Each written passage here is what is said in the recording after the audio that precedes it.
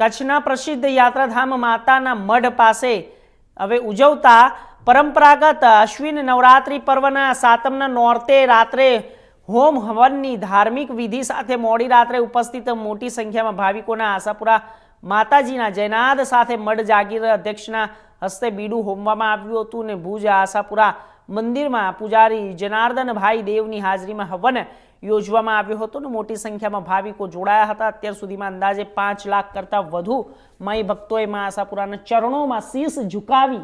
તેમના આશીર્વાદ લીધા। પરંપરાગત ઉજવતા નવરાત્રિ પર્વના સાતમા નોરતે રાત્રે પ્રથમ ગાદી પૂજન જગદંબા પૂજન બાદ 8-15 કલાકે યજ્ઞ વિધિના મુખ્ય આચાર્ય દેવકૃષ્ણ મૂળશંકર વાસુ તેમજ ભૂદેવો શાસ્ત્રોક્ત મંત્રોચ્ચાર ધાર્મિક વિધિ શરૂઆત કરવામાં મોડી રાત્રે મઢ જાગીર અધ્યક્ષ યોગેન્દ્રસિંહજી રાજા બાવાના હસ્તે બીડું હોમવામાં આવ્યું અને અહીં ઉપસ્થિત મોટી સંખ્યામાં માઈ ભક્તોએ આશાપુરા માતાજીના જયનાદથી મંદિર પરિસર